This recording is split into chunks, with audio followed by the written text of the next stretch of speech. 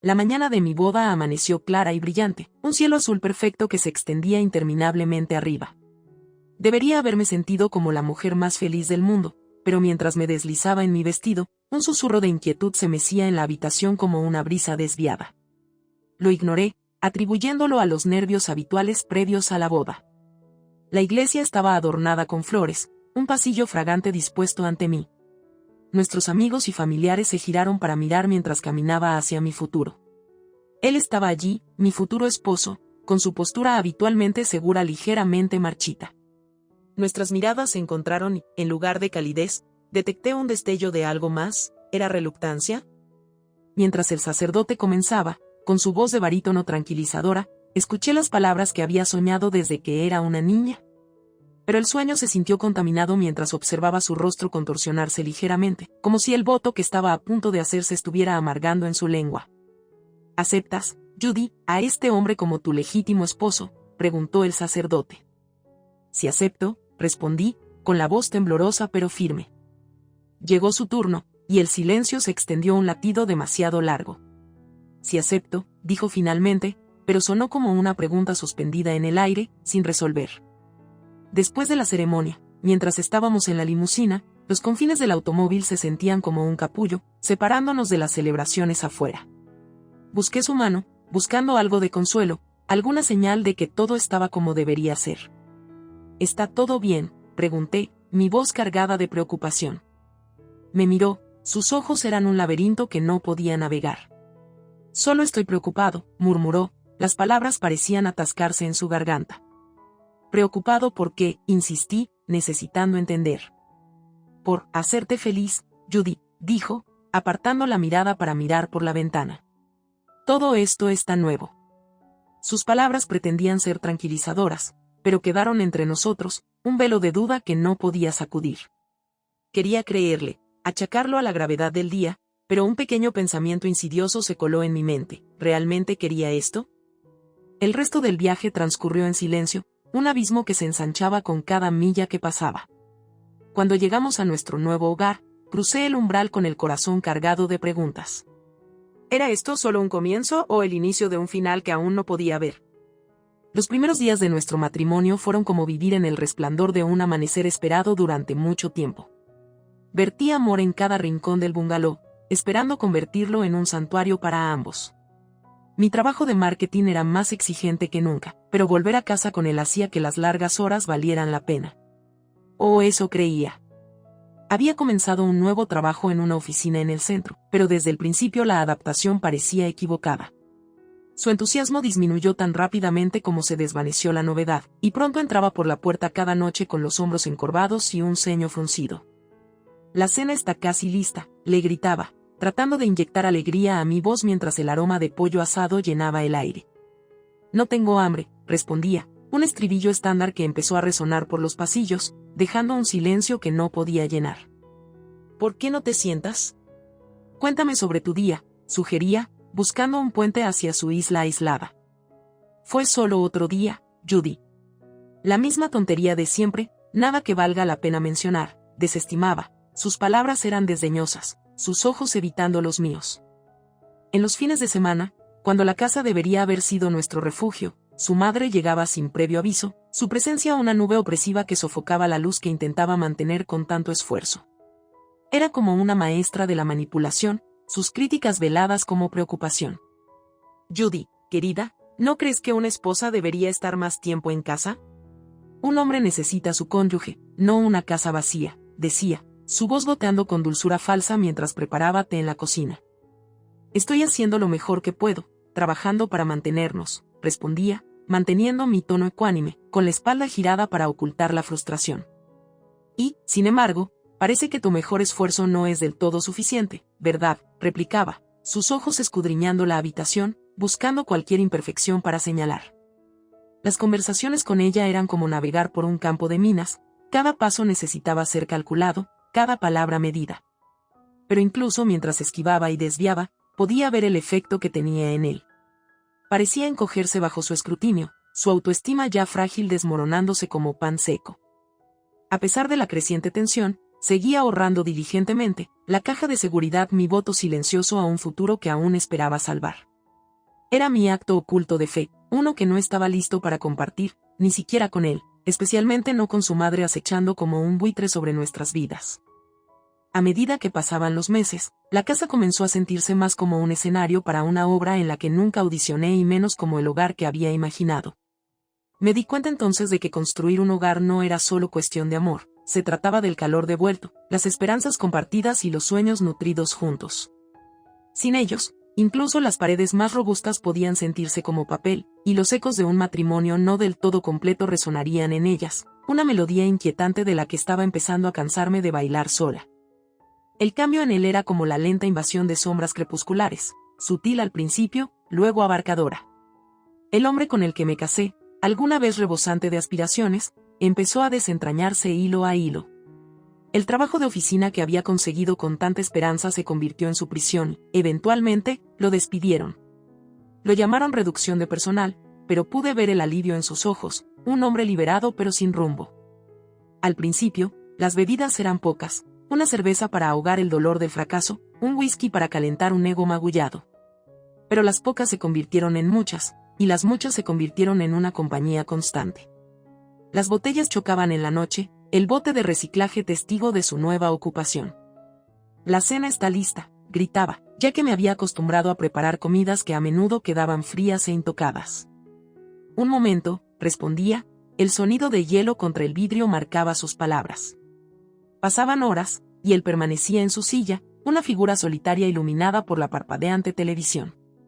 Una noche, lo encontré en el porche, una botella balanceándose en sus dedos. «Sabes, esto no es lo que yo quería», dije suavemente, sentándome a su lado, la brisa vespertina llevando el peso de mis palabras. Se giró para mirarme, sus ojos enrojecidos y vacíos. «Tampoco es lo que yo quería, Judy», balbuceó, su voz cargada de algo que no podía entender del todo. «Pero es todo para lo que sirvo ahora, ¿no es cierto?» «Eso no es verdad», protesté, alcanzándolo, pero se apartó. «Sí lo es», insistió. «Soy un fracaso, Judy». «¿No lo puedes ver?» «No soy nada». El autodesprecio en su voz era un abismo que no podía cruzar, por mucho que quisiera. Lo observé levantar la botella a sus labios nuevamente, una rendición silenciosa a sus demonios internos. «Busquemos ayuda», insté, mi corazón doliendo por el hombre que una vez fue y el hombre que aún podía ser. «No necesito ayuda. Necesito olvidar», replicó, poniéndose de pie abruptamente, su silueta tambaleándose contra el cielo sin estrellas. A medida que las noches se alargaban y las botellas se acumulaban, nuestro hogar se convirtió en un mausoleo de la vida que se suponía íbamos a llevar. La risa y los sueños que compartimos fueron reemplazados por el tintineo fantasmal del vidrio y el agrio aroma de los licores. Vivía con un espectro, una sombra del hombre que amaba, que ahogaba sus penas vaso tras vaso, perdido en el mar de su propia desesperación para ver el salvavidas que le arrojaba desesperadamente. La base de nuestro matrimonio comenzaba a parecerse a las botellas vacías que llenaban nuestra casa, hueca y desechada. Su consumo de alcohol se había convertido en una marea implacable, cada ola golpeando con más fuerza y dejando más escombros a su paso. Mantuve la casa a flote, sacando el agua incansablemente, aferrándome a la esperanza de que aún pudiéramos navegar hacia costas más seguras. Luego llegó la noche que cambió la marea de manera irreversible. Era tarde, la luna colgaba como un ojo vigilante mientras regresaba de otro día agotador. La casa estaba en silencio, el tipo de silencio que se siente pesado, cargado de palabras no dichas y suspiros no gastados. «Mark», llamé, mi voz resonando en las paredes. No hubo respuesta, solo el crujir de la casa acomodándose, como si también llevara el peso de nuestras vidas fracturadas. Lo encontré en nuestra habitación, sentado en el suelo, la caja de seguridad forzada abierta a su lado, su contenido derramado como secretos a la luz. Mi corazón se apretó, una mezcla de traición y furia anudándose en mi pecho. «¿Qué es esto, Judy?», exigió, sus palabras entrecortadas pero afiladas, sosteniendo un fajo de dinero que había sido guardado para nuestro futuro, un futuro que se veía más sombrío por segundo. Respiré profundamente, tranquilizando mis nervios. «Es nuestro colchón de seguridad, Mark. Para emergencias, para nuestro hijo», dije, cada palabra impregnada de una esperanza que se estaba desvaneciendo. «¿Un hijo?», se burló, arrojando el dinero sobre la cama. ¿Realmente crees que somos aptos para ser padres en este lío? Me estremecí, la verdad en sus palabras como una bofetada. Lo estaba guardando para nosotros, para algo mejor, intenté explicar, pero él no estaba escuchando. ¿Por qué no me lo dijiste?, acusó, su mirada acusadora, como si yo fuera la que hubiera destrozado nuestros votos.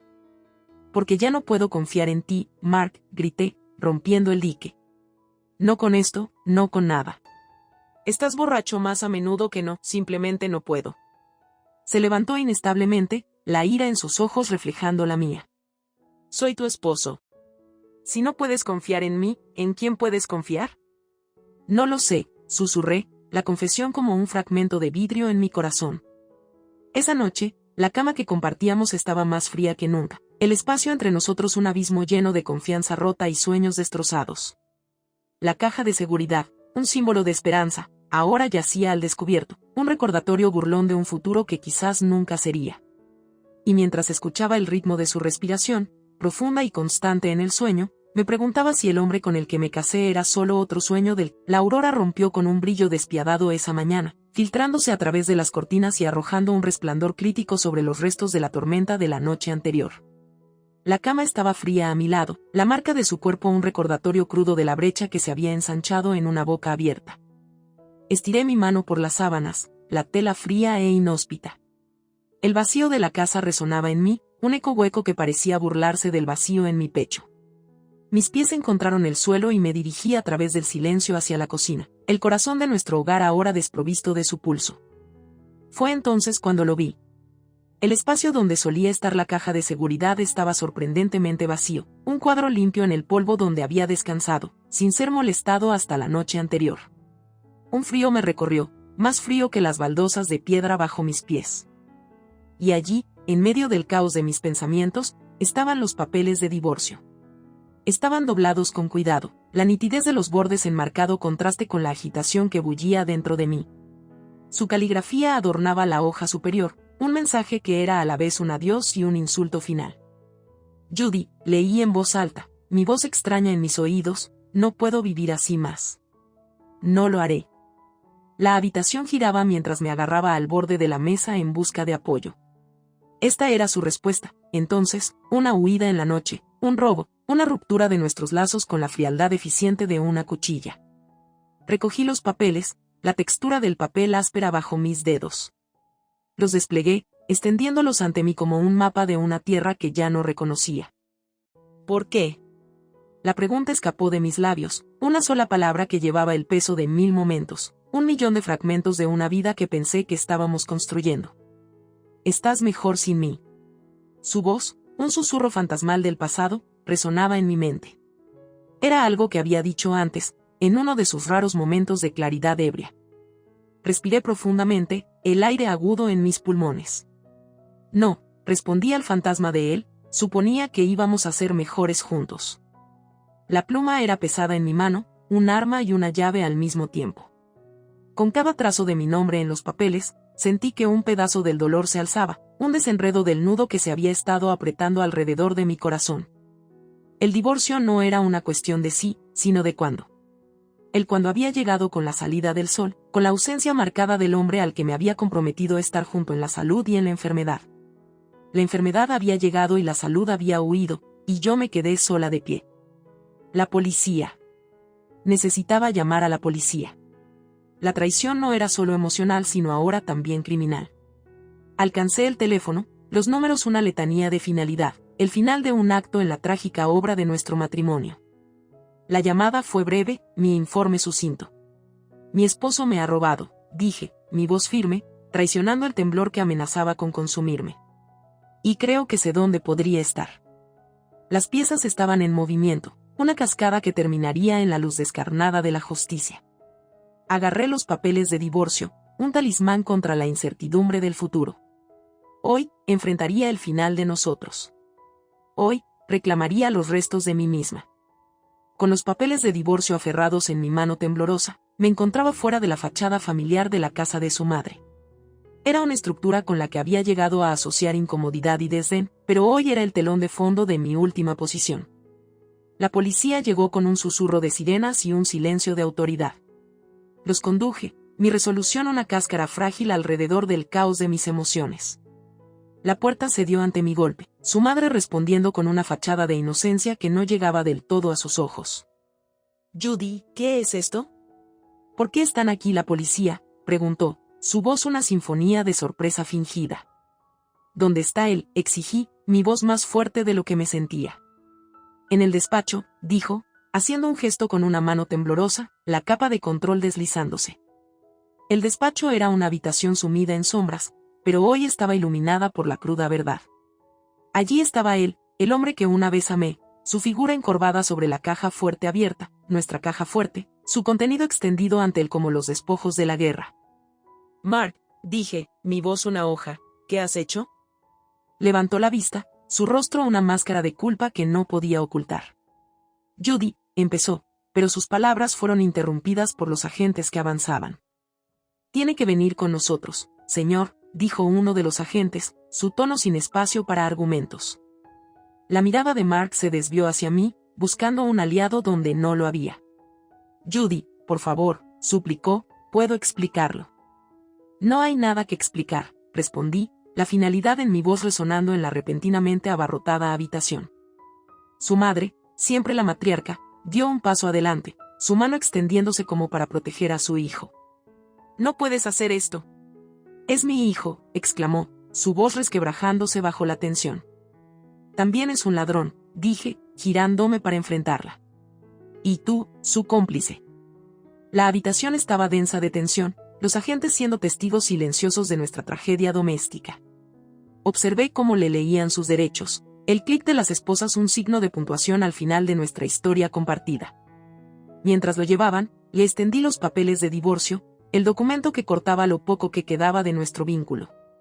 «Considera esto mi último regalo para ti», dije, las palabras una victoria hueca.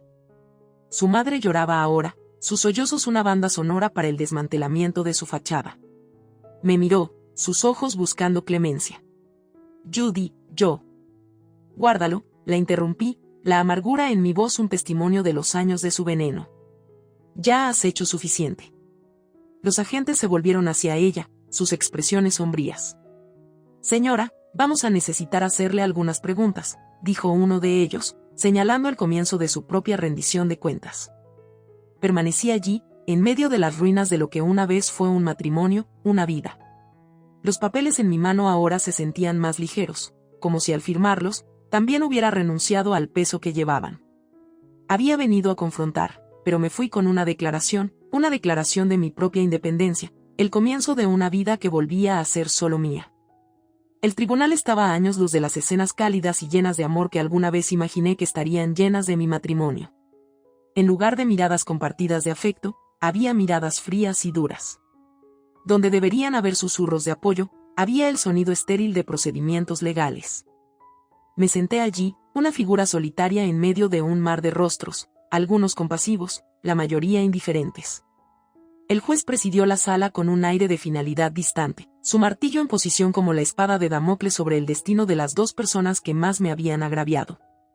«Por favor, diga su nombre para el expediente», comenzó el fiscal, dirigiendo su mirada a mi futuro exesposo. «Mark Thompson», respondió, su voz traicionando un temblor de nerviosismo. «¿Y puede contarnos qué sucedió la noche del 15 de septiembre?», insistió el fiscal.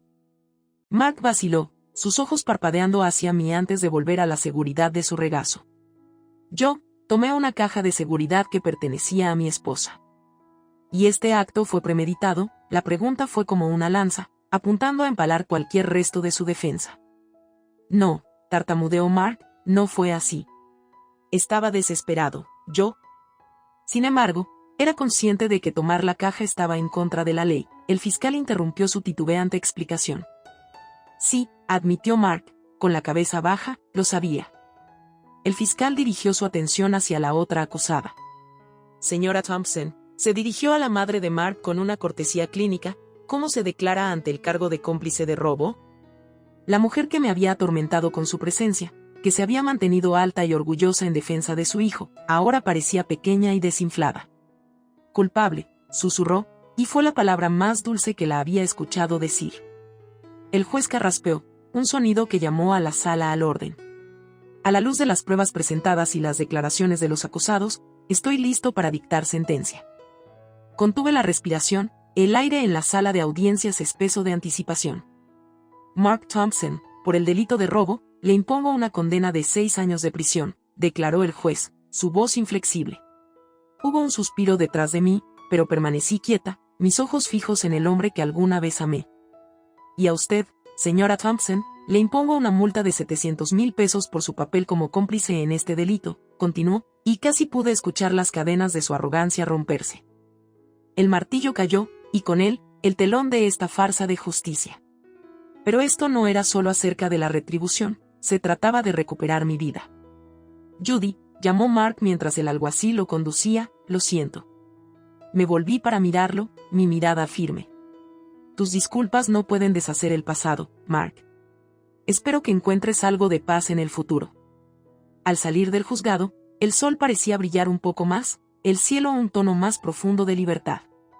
El peso que había estado presionando mis hombros se había ido, reemplazado por un sentido de liberación. Había venido en busca de justicia, y la había encontrado, no solo en la sentencia del juez, sino en el conocimiento de que podía cerrar este capítulo de mi vida. Fue una vindicación agridulce, un capítulo que terminaba para que pudiera comenzar uno nuevo. Al final, me había defendido contra aquellos que buscaban derribarme. Mi corazón podría haber estado magullado, pero seguía latiendo, fuerte y listo para lo que viniera a continuación. Esta no era la historia que me había escrito a mí misma, pero era una que ahora podía reescribir, según mis propios términos.